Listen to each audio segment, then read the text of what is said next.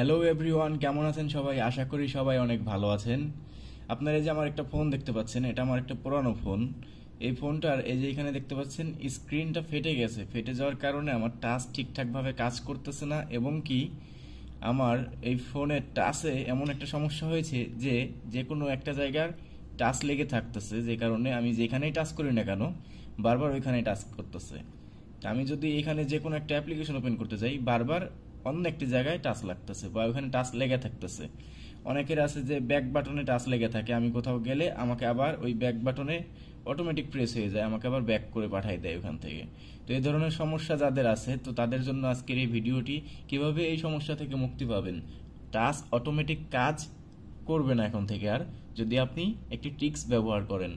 এর জন্য আপনাকে প্রথমে চলে যেতে হবে প্লে স্টোরে। এখান থেকে একটা অ্যাপ্লিকেশন আপনাকে ডাউনলোড করতে হবে।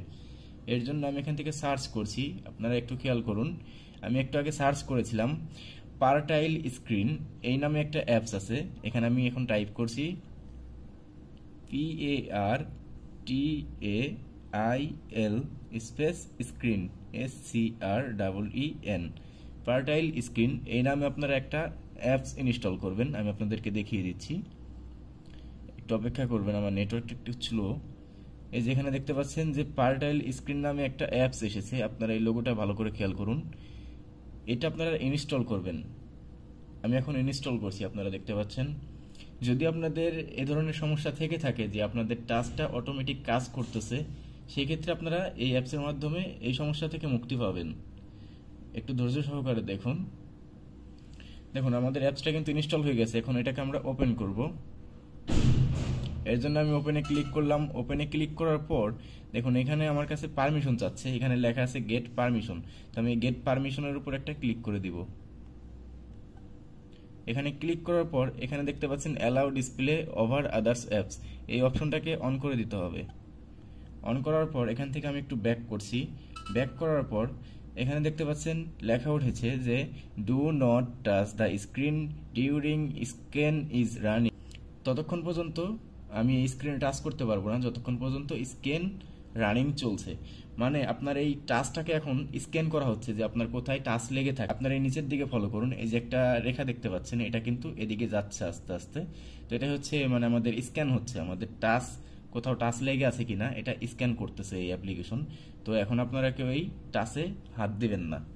তো কিছুক্ষণ অপেক্ষা করুন এটা সম্পূর্ণ হওয়া পর্যন্ত। এই অ্যাপসটা কিন্তু সত্যি অনেক কাজে দেবে আপনাদেরকে, যদি আপনাদের এই ধরনের সমস্যা থেকে থাকে। তো ধৈর্য সহকারে একটু ভিডিওটা দেখুন এবং বোঝার চেষ্টা করুন। এখন স্ক্যান শেষ হয়ে যাওয়ার পর আপনারা যেখানে দেখতে পাচ্ছেন রান স্ক্যান অ্যানালাইসিস, এই অপশনটাতে আপনারা একটা ক্লিক করবেন। ক্লিক করার পর আপনাদের স্ক্যানটা আবারও স্ক্যান হবে। তো অপেক্ষা করবেন স্ক্যান হওয়া পর্যন্ত। স্ক্যান চলাকালীন সময়ে টাচে কখনো ক্লিক করবেন না। এখন দেখতে পাচ্ছেন লেখা আছে do not touch the screen during scan is running, মানে যতক্ষণ পর্যন্ত স্ক্যান রানিং থাকবে ততক্ষণ পর্যন্ত টাচ করবেন না। এভাবে স্ক্যান হওয়ার পরে কি হবে, যদি আপনার কোথাও টাচ লেগে থাকে সেই ক্ষেত্রে আপনার ওইখানে যে কোনো ধরনের সবুজ, হলুদ অথবা কমরে দেওয়া হবে এই অ্যাপ্লিকেশনের মাধ্যমে, যাতে করে যেইখানে আপনার বারবার টাচ লেগে থাকতেছে ওই এরিয়াতে আপনার টাচ কাজ না করে এবং বারবার এই টাচ লাগার সমস্যাটি না হয়।